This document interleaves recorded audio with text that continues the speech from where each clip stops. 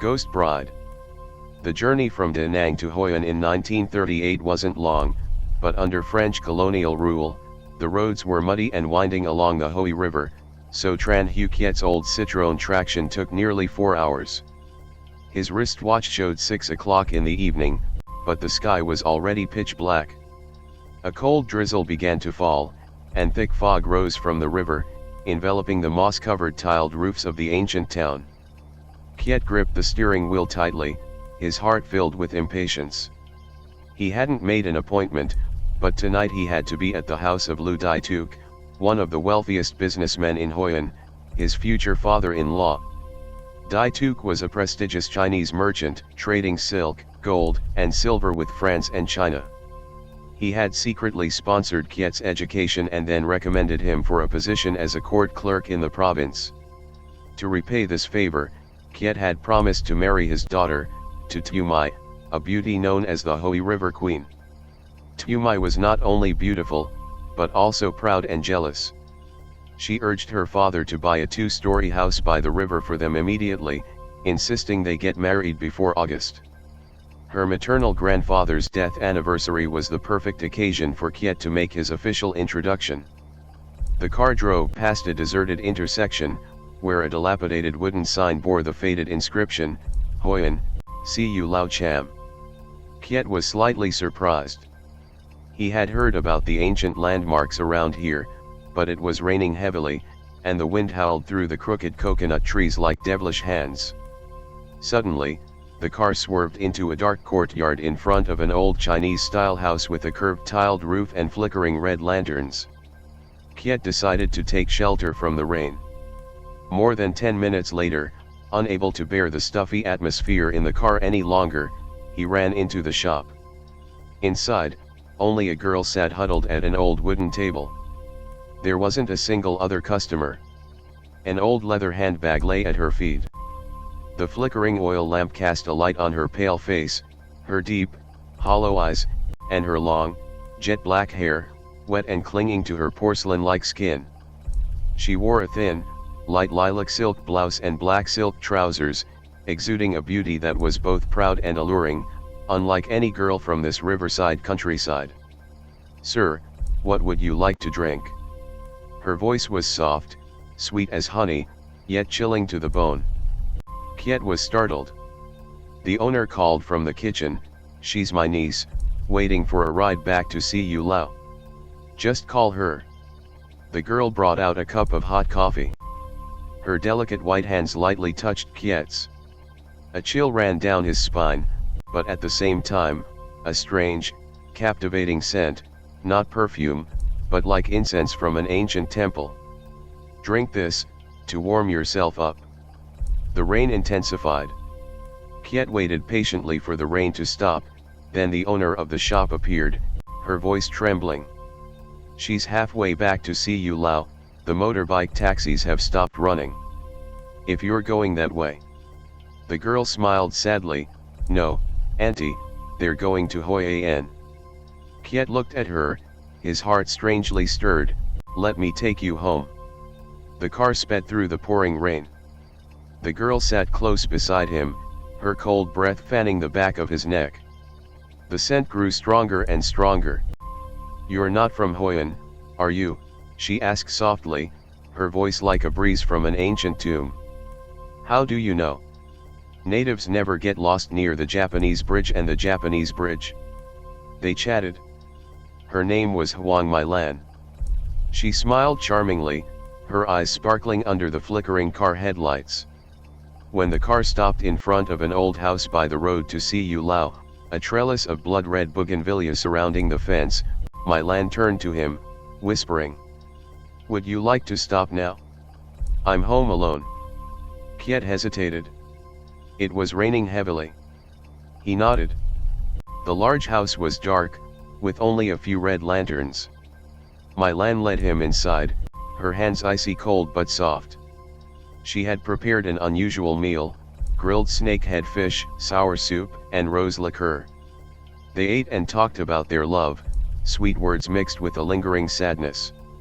Kiet felt as if he were lost in an ancient dream. Then he became incredibly sleepy. Before collapsing, he saw my Lan lean down, her icy lips gently touching his forehead, whispering, "Don't be afraid. Our destiny was sealed in a previous life." My Lan led Kiet to the innermost room, where there was only an antique ebony bed placed against the window overlooking the Hoai River. The red lanterns hung suspended, casting a soft, ethereal light on her body, making her skin, as white as jade, appear translucent beneath the thin silk.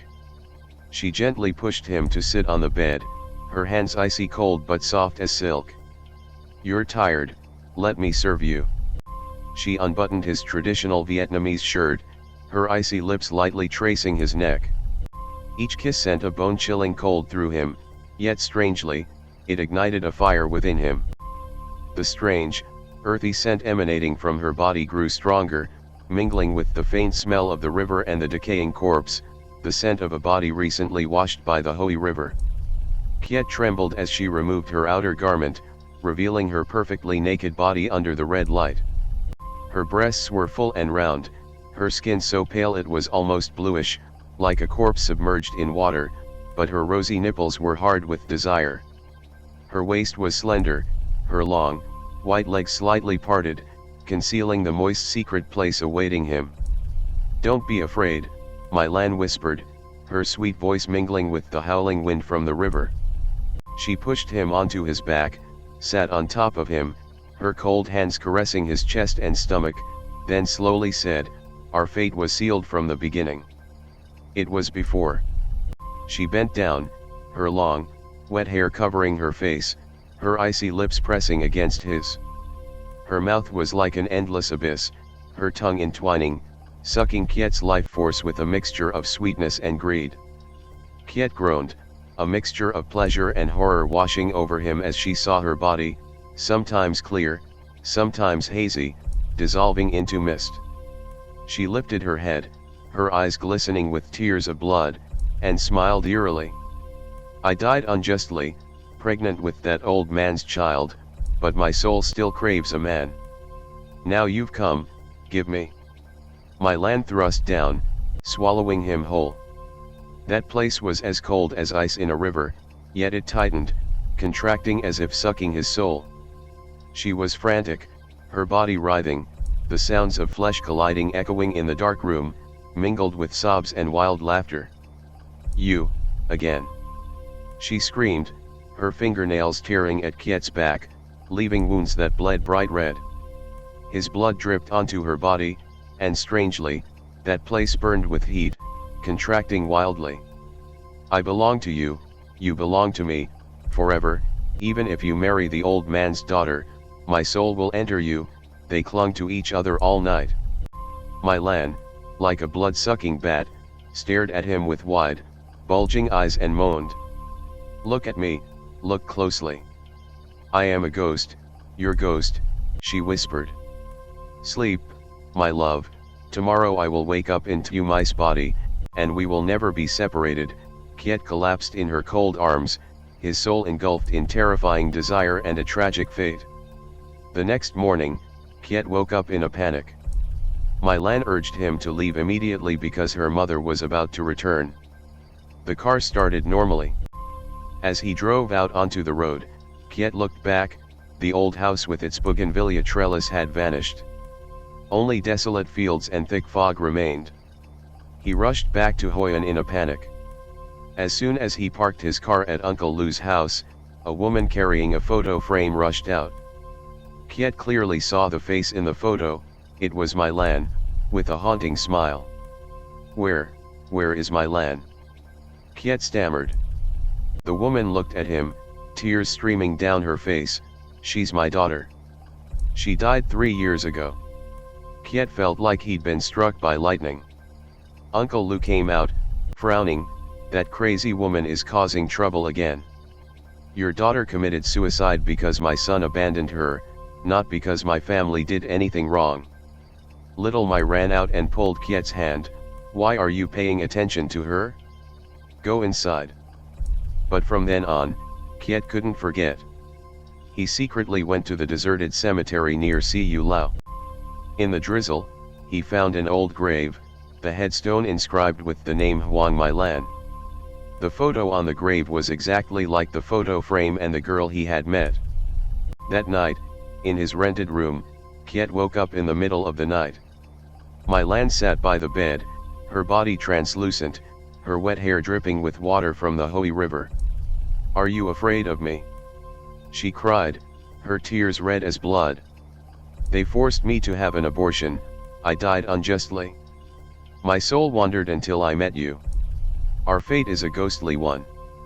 You must save me." Kiet trembled as he embraced her. My Ian's body was ice cold, but she held him tightly, her icy lips kissing him passionately, carrying the longing of a past life. It was a kiss both sweet and terrifying, like a kiss with death itself. The next morning, Mai came to find Kiet. She smiled more gently than ever, her eyes as deep and captivating as my Ian's. When Kiet looked closely, he saw the reflection of the girl in the lilac dress in Mai's eyes. "I am My Lan," Mai whispered, her voice blending two souls. "From now on, I will be with you forever." The wedding took place grandly by the Hoai River, red lanterns illuminating the entire ancient town. But on their wedding night, Kiet heard cries from the grave, mixed with the maniacal laughter of Mai. A month later, Uncle Lou drove his car into the Hoai River during a heavy rainstorm.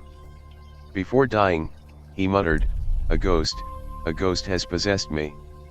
The young couple moved into an old house by the roadside on Cu Lao. By day, they were the perfect couple. At night, under the red lanterns, Kiet embraced Mai's body, inhabited by my Ian's spirit. She whispered words of love, stained with blood and tears, into his ear. "You belong to me, forever."